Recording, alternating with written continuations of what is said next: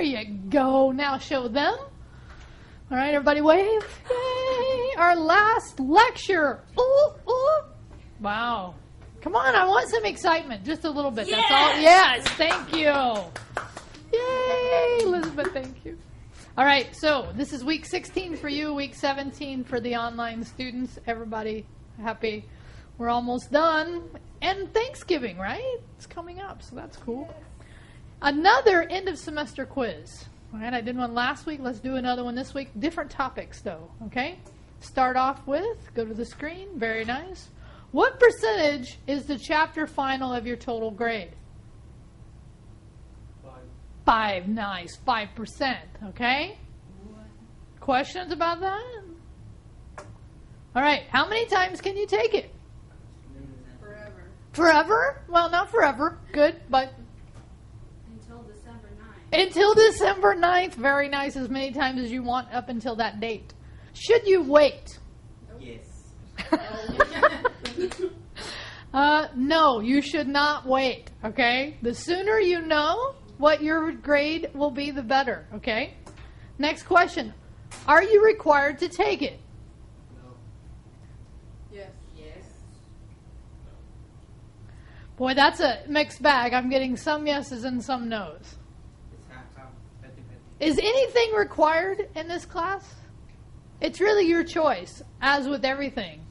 But can you make a decision about this? Yes. Yes. Okay? By the way, later on in this lecture, I'm going to show you an example of that again so that we're on the same page. Last question. How can you show in Blackboard you are not going to take the final, chapter final? How can you do that? Yeah, just go to that item, which, by the way, in this case, where is that chapter final located? Quizzes. Scroll to the bottom, and there it's located. So if you think you're not going to need to take it, go ahead and do that, okay? Does that make sense? And by the way, if you change your mind, you can take it again. Doesn't matter. It just shows in Blackboard what that score is. Are you all with me? No? Elizabeth, make sense? No?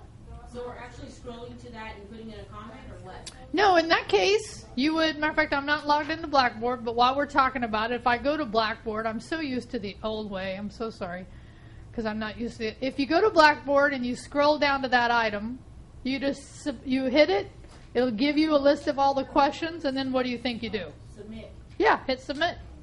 And it'll give you that big warning, right? Mm-hmm. It'll give you that big warning that says, oh, by the way. Okay, hold on. We're almost there. But you get the idea, I think. So it doesn't matter what section you're in, of course. I have them all listed. By the way, if Blackboard goes down on December 9th, is that going to extend the due date? Yes. Because how long have you known about these end of semester dates? Forever. Yeah, forever. Okay, so that's actually another reason not to wait, right? All right, so at the bottom, 1 through 9, chapter final. I'm going to begin it. And then what am I going to do? Submit it. Yeah, just submit it. And by the way, how many questions will it be? 90, 10 questions from each chapter, close to 100. Okay. 90 questions? 90 questions. Oh, wow. Really? That's some language there. Okay. So what would I do here to simulate not taking it? Save and Yeah, save and submit. And it's going to give you, oh my God, oh my God, oh my God. Okay? And you're going to go, it's okay, it's okay, it's okay. Now again, can you change your mind here? Yes. Yeah, you just take it again, because the only one that's going to show up is your last attempt. Okay? Okay? Please ask me if you're unsure about any of those things right there. Yeah? Is that a good thing? I don't know. Okay. All right, so now in your notes, let's go into what the actual topic of our chapter is. Or in this case, our last lecture, privacy and security. Now, these days, privacy and security is getting a lot of buzz, a lot of discussion, okay? Do you know what? And by the way, have you heard any of this? Is privacy and security an issue?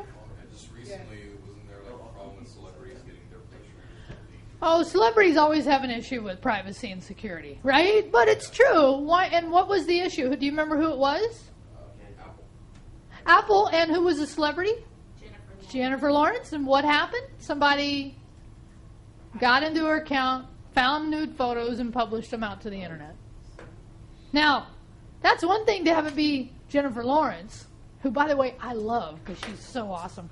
But how about if that's you? Is that an issue? Yeah? Is that an issue of your privacy or your security? Very good. It is a question of both, right? So in this context, I'm actually going to give you an image in a minute to help you understand what I'm going to talk about. But there's a connection between your privacy and your security. Okay? If I was to say, and let's just make sure you pay attention. Let's just say my social security number is 444-555-6678. Is that an issue? Yes, because you said it out loud. Yes, because I said it out loud, which, by the way, that's not my social security. Okay? Now, how many of you, as soon as I said it, started going, oh my God, she's going to tell us her social security? How many of you thought that? You should have, right? Because it's one thing for me to share my social security with you, but who else am I sharing this social security with? Everybody watching this video, which, by the way, is posted on YouTube. Really? Yeah, these videos are posted up on YouTube. Really? You didn't know that? No, it's Really? You know, every time if you go back and look, anybody ever watched a lecture late, right? So it's posted up on YouTube. So is that a issue of privacy or security? Both. And how so? Very good, it is both. Should I keep these things private? Yes, and many people think your Social Security is your most important thing to keep private. It's important, but there are other things that are important too, okay? So here's the image I really want you to understand.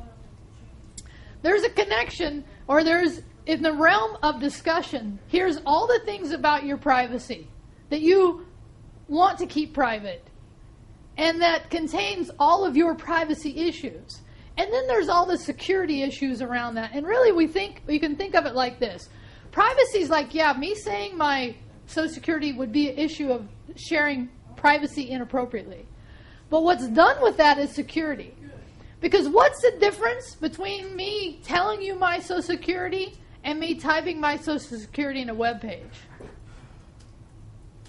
No difference. Is there no difference? It can still be. Who do I count on for security if I'm typing in my Social Security in a website? The website. So in this case, the security is then followed upon the website to take care of it.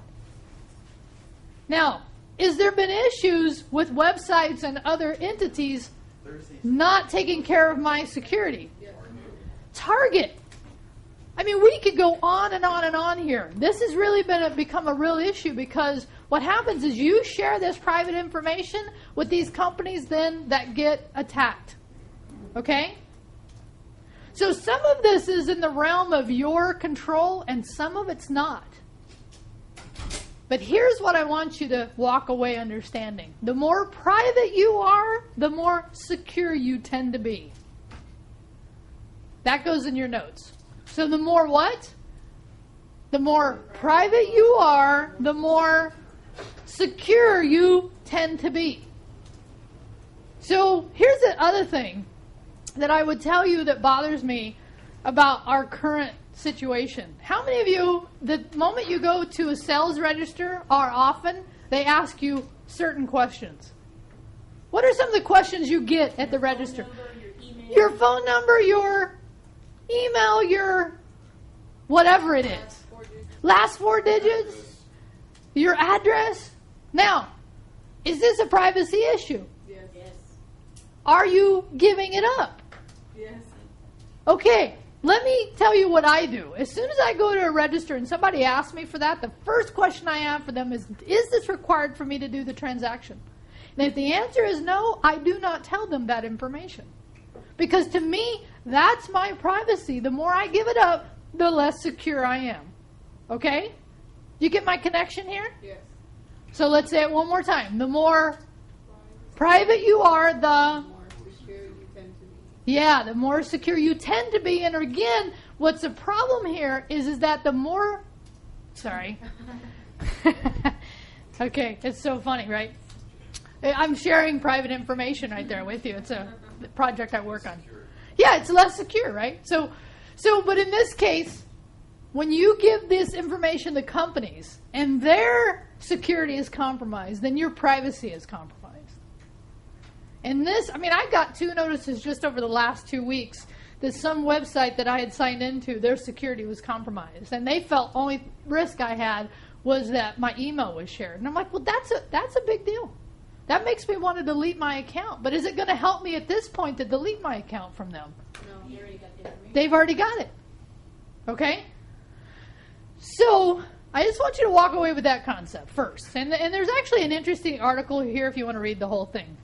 But what I want to do now is actually take this into the realm of computing, because I started with a larger concept, okay?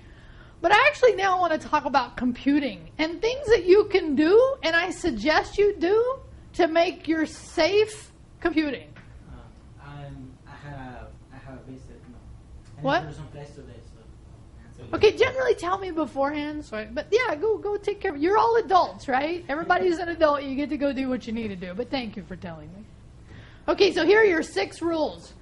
If you do these things, it'll make you more safe when you're computing. Number 1, don't open attachments, even if it's from someone you know. You might know why. This.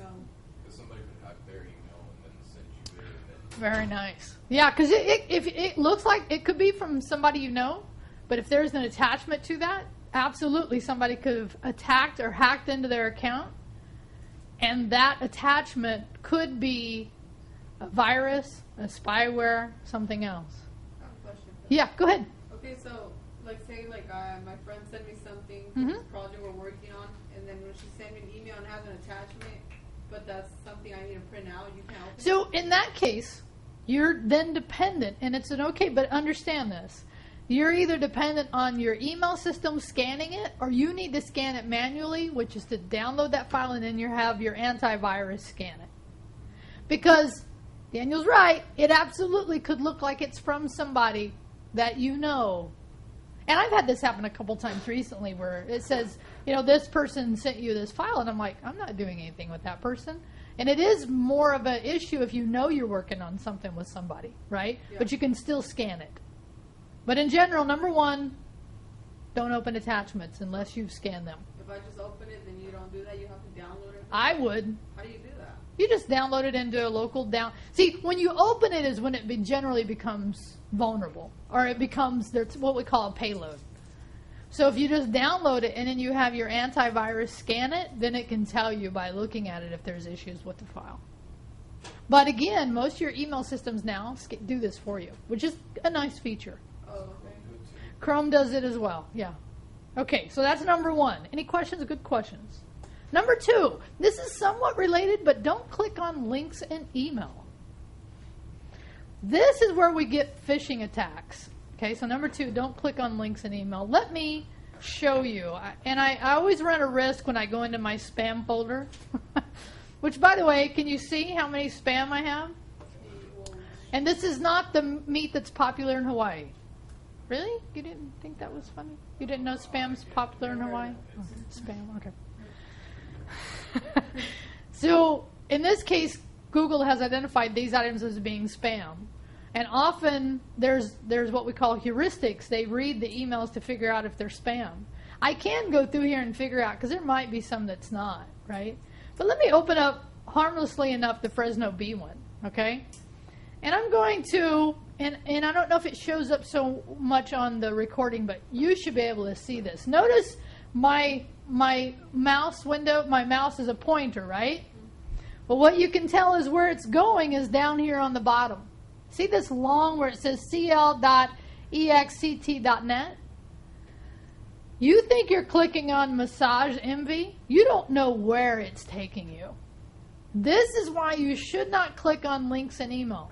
And especially if those links say this kind of verbiage. Your account has been compromised. because that's generally always a flag. Because if your account truly has been compromised, your bank will send you an email, but they have been smart enough over the last couple of years to figure out, don't send a link to the website. Send them a notice that says, go to our website. Because these links is where you get in trouble. Then this can send you off into some website. You're typing in the information you thought was your account, and what you're giving up is your private data to God knows who. Okay? So what's number 2? Click on links in email. Number 3, don't download files from places that you aren't absolutely sure are safe. So here's where I have to just say this, okay? Because I need to say this not just for you, but for everybody watching. If you're downloading music or movies and you're not paying for that stuff in some way, that's probably illegal, okay? That's kind of an easy way to figure that out. If you're not paying in some way, like for me, I pay for a monthly music service from Google, okay? But if I was getting music and I wasn't paying for it, that's generally illegal, okay? So let's just be clear about that. Now, the way you get these files, like as an example, have you heard of things like BitTorrent? No? Kazaa? Yeah, BearShare. What's another one? Showbox. Was it? Showbox. Showbox? I don't know about Showbox. I don't know that one. Download movie. So in this case, if you're downloading current, like what's a current movie that just is coming out? Oh, Jennifer Lawrence, The Mockingbird Part 1. If you're downloading that, which has it come out yet? Yeah.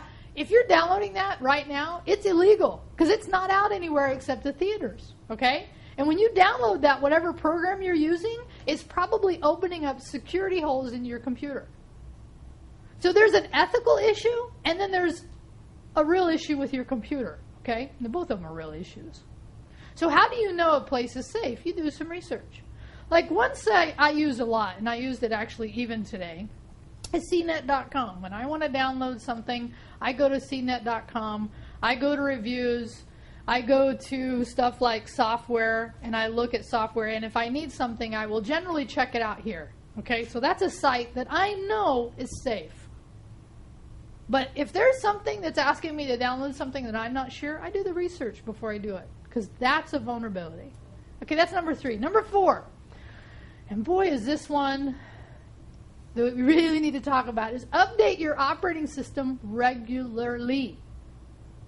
And so let's just talk about this. If you're on Windows, anybody know how often Windows gets updated? A lot. Almost once a week. It could be once a week. No, it's like once a month. It's actually, it's for sure the second Tuesday of the month, and sometimes the fourth Tuesday of the month. So what happens is Microsoft, and by the way, this is not just Microsoft. This happens on my Mac. This happens on my phone, right? So anytime they update the operating system, they send out this update, these patches, okay? Now, in addition to you and me, who are they telling? Everybody, okay? So again, they fixed an issue, so that issue is a vulnerability. And they fixed it, and they told everybody about it, including the people that mean to do you harm. So this is what those people do, and it's actually a name I want you to write in your notes. It's called a 0-day, let me find it, 0-day exploit, right here. See that word right there?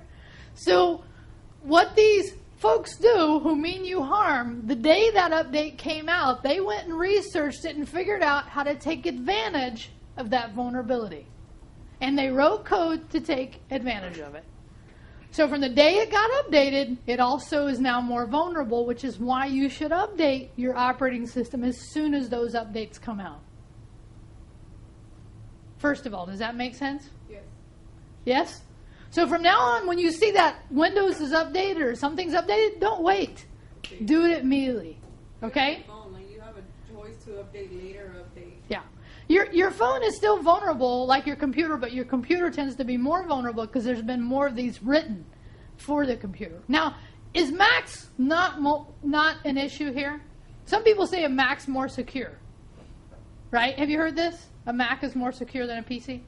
In general, that's true, but even these have to be updated as soon as they roll. Okay, so update your operating system regularly. And one thing I do is I set my dates to automatically update. Okay? So that when they come through, they just update. Okay, number 5. And believe it or not, who remembers? We've already talked about this. What is a firewall in the context of the class that we've talked about? Very nice. You got the right shape. Router. So if you're using a router, which most of you are, because you checked your IP numbers and they're different, if you're using a router, you by nature have a firewall. And it is more secure. Okay? But we talked about if you're on your cell phone, right? And I saw several of you post videos about the whole Wi-Fi thing, and I think I actually got through to some of you. That open Wi-Fi is not a, oh yes, it's a, oh no. I maybe want to think about that before I do that. Now, so this last one, though, is one most people have never even heard of. Have inexperienced users run as limited users. Now, I don't know who in your life is an inexperienced user, but my mother is. Okay?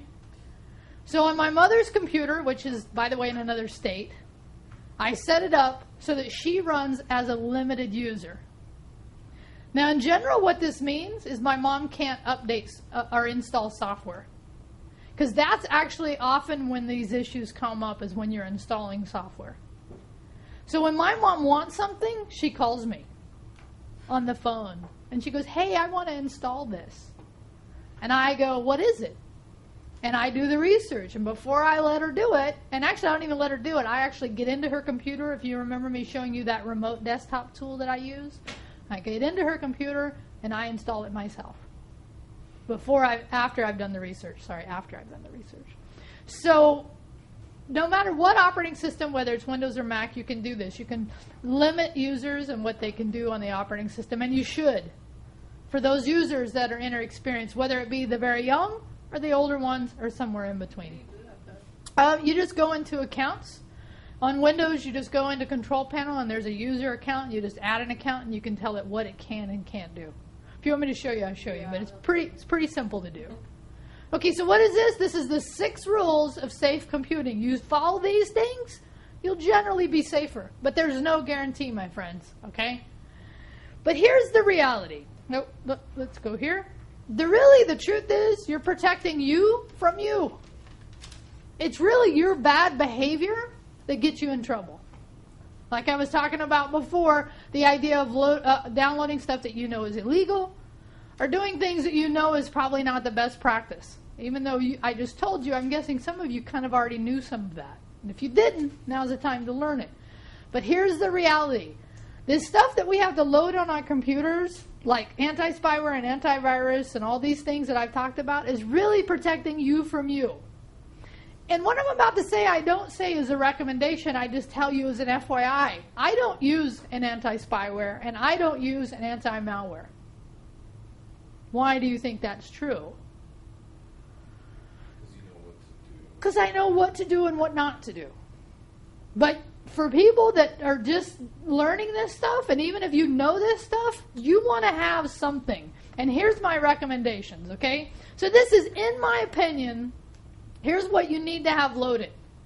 You need the best antivirus, I think, out on the market today. If you want to pay, sorry, my bad. All right, there we go. So in my opinion, the best antivirus is ESET.com if you want to pay. If you want free, there's actually a very decent free one. It's Avast, okay? Whichever one you use. And here's the other thing I've noticed with people. Sometimes they get a new computer and it comes with like a 90-day or 160, 20-day antivirus, and then the thing expires. If you're not going to re-up the antivirus, get rid of it, because it's not doing you any good, and it's just taking up your resources. And the reason I like at ESET is actually it gives me the highest level of protection with the lowest cost. It's like $29 a month, and based on the research I've done, it's some of the best you can do. And not only antivirus, it actually does some anti-spyware as well. Okay? But again, if you want free, that's why I put this on here, Avast. Okay. Best spyware scanner. is malware.org, malwarebytes.org. So in this case, kind of the difference, and although this is starting to change, is that antivirus sets in your system trays and sets in your memory and looks at things as they happen. Anti-spyware, some of it does. Most of it you actually need to scan your system periodically. And I just do it by nature with because I don't do it for my computers, but the computers in my house I do it for. I go through and run this. And once a month I have it on my calendar. It says go run Malwarebytes. Okay? So, and it generally, depending on who's been at my house, we'll find stuff. I can always tell who's been around and who's doing stuff on the computers in the house. Right? Because I'm like, guys, you shouldn't be doing this. Look what I found. Okay? But without running it, I wouldn't really know that. But there's always a clue you have spyware. Anybody know what that clue is? There's something that happens, and if that thing happens, you kind of know you have spyware. Pop-ups. If you're doing nothing and you come back to your computer and there's a pop-up browser window, that's generally your first indication you have spyware. Second indication is your computer starts to slow down. Because the difference between antivirus and spyware, so first, antivirus is just going to take your computer down. Spyware wants to stay in the background as long as possible for you not to know it's there. It wants to spy on you. Okay? That's its name. So, again, these things, they kind of blend together, but really from a computer perspective, they don't. This one I've already told you, I know you know, best browser. And I'm going to say Chrome or Firefox here because I think Firefox is actually almost as good, and in some ways better. Okay? Especially considering that whole cost of free, right? If you're at all leery about what Google's knowing about you, then use something besides Google. Use Firefox. Okay? All right. But do you understand the concept of protect you from you? Yes? No? Maybe? So what do I mean by that? Tell me what I mean by protect you from you. Yeah, so the wrong thing, so it protects you, that if you do these things, it helps. Now, it's not going to do 100%. The best thing is for you to change your behavior. Okay? That's really the best. Okay. So now, we're actually, at this point, I'm actually done with week 16 lecture for you all. But now what I'm going to go over is week 17. Because the online students, let me just tell them, the online students have to take notes on the stuff we just covered. In addition, they have to do this work. This work I'm about to go over for you guys, you all, will be due next week. Okay? Are you clear? So what I'm about to go over, when does it due? Next week. Next week. Okay, so you remember that My Grade spreadsheet I had you all do? How many remember it? How many remember which week it was in? Week 10. So for you all, face-to-face, it's week 10. For the online students, it's week 11. This is what you did, right? You created this spreadsheet that showed you how to calculate what your grades were. So here's what I want you to do. Step 1 is you update the My Grade spreadsheet with your current grades. So step 1, update the spreadsheet with your current grades and make sure it equals what's in Blackboard. Now again, you'll be able to go back and review this for next week if you don't do it. But again, the online students, they're going to have a double, not double, but a little more work for their last classwork. So the reason you have to do this step is if you don't, what you're about to do may not help you make some good decisions, okay? So first it has to equal what's in Blackboard, so only put in the grades that have been put in Blackboard first and make sure they do what? Equal. Step 2, highlight any late work with red background color. Now this is not because I'm going to go grade it, but this is so that you know these items, if you highlight them, and all you have to do is come up here, do your fill, and highlight them, and all I'm talking about is highlighting the colors, or the grade. By the way, did you notice in this case which item I highlighted? Chapter 1 through 3, practical. The practical exam for Excel, okay? Now I'm just giving you a scenario here, and I haven't actually put the grade in yet. Did you notice that? So, but there was another item here. Let's say it was a task manager. Okay, so here's the grade we're looking at right now. So first, first answer you get is, what happens in my grade if I do late work? That's why I have you highlight them in red. Again, not for me to go grade them, but for you to know which items you're planning on doing late. Step 3, place your best guess into the remaining items, those items that haven't been graded, example, chapter, final, or whatever else by that point hasn't been graded, in green. Okay, so here's an example. In this scenario, this student is at 84%. They haven't taken the final, right? And they haven't given here the practical. So let's first start with, because really, here's what you're going to do. You're doing the what if scenarios. What happens if, okay? So can this student get 100% on the practical? In what scenario can you get 100% on the practicals? No point sticking off the grade. Yeah, so if you've done something that gives you a no points, and most generally that's a what? My IT lab exam, or I think I had to introduce your computer, and then I think I gave another one on classwork. So there's been several that's been you could use. So in this case, this would be the most logical thing to apply that to, because why? You get full credit. Yes, you can get full credit, and it's worth 5%, which is the same thing as your chapter final. So let's just look. So this student right now is at 84%. Let's just go look at what happens first, assuming they get everything right on that, and they had something to have the no points taken off. What does it do to their score? Wow. What did it move from a... 85 to a 90.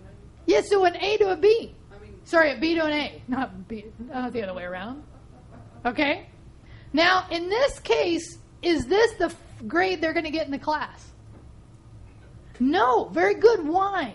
No points on the final. That's right. So remember, your grade in Blackboard equals your final grade when everything has been graded. Now, in this case, because when am I going to put a grade in there if you don't take that, whatever it is that is left in this chapter final? When am I going to put on the actual 10th, that morning of the 10th? So what's the first question you'd probably ask here? Do I need to take it? And what would you do to look at that? Put a 0. So in that case, what does not taking the final do for that? it goes lower. It goes back to a B.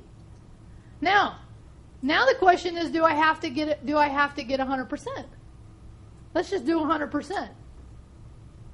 To get an A in the class, you need, now, do you actually have to get exactly 100%?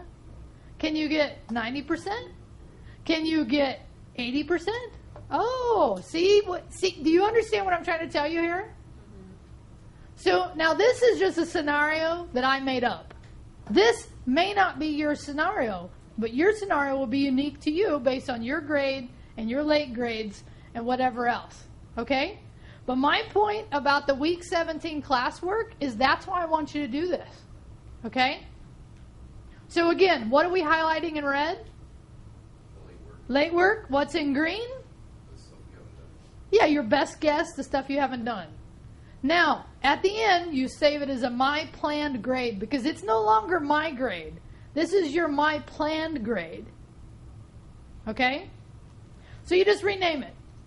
So in this case, you just do File, Save As, and instead of my grade, your initials, you just call it my planned grade. Okay? And then you'll put this for you all in week 17. The online students will do it right after their notes. Okay, questions about that? Do you see the benefit of doing the My Grade spreadsheet? I hope so, because that really is my organizing document. And by the way, did I always tell you that students generally ask me those questions about now? I got one yesterday. And I said, go do week 11, okay? Because that's really what you want to do for online. All right, any questions about week 17?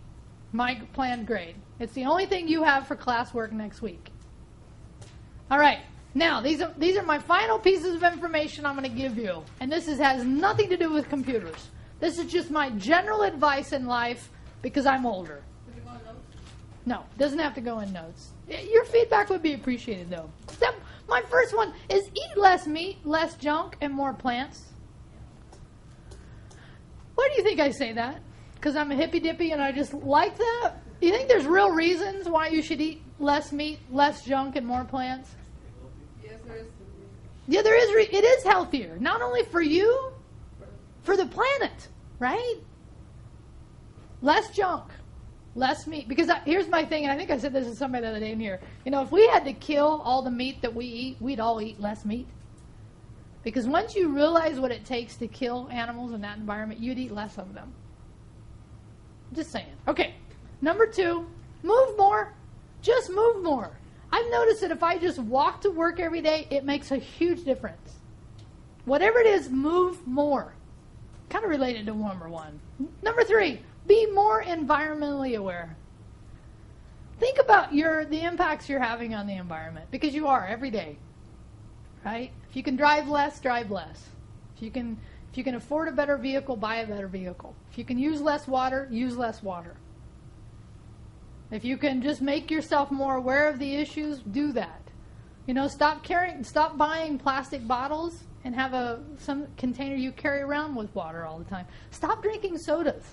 God, you know how bad sodas are for you? They're so bad. All right. Consider meditation. I don't know if you've ever heard of this, meditation. There's actually studies now that say your focus can be significantly, they've studied it scientifically, that if you can quiet your mind, like I do 15 minutes a day of quieting my mind. I have, actually all I do is I count. When I breathe, I count to 10. And I breathe out, I count to 10, and I do it for 15 minutes. And it's made me so much calmer. Okay? It has. And it's made my focus so much better. You ever have this experience where you kind of pop around and you do a lot of different things and you don't feel like you get anything done? Yeah. Consider meditation. It's not religious. It's just helpful. And my last one is learn to teach yourself.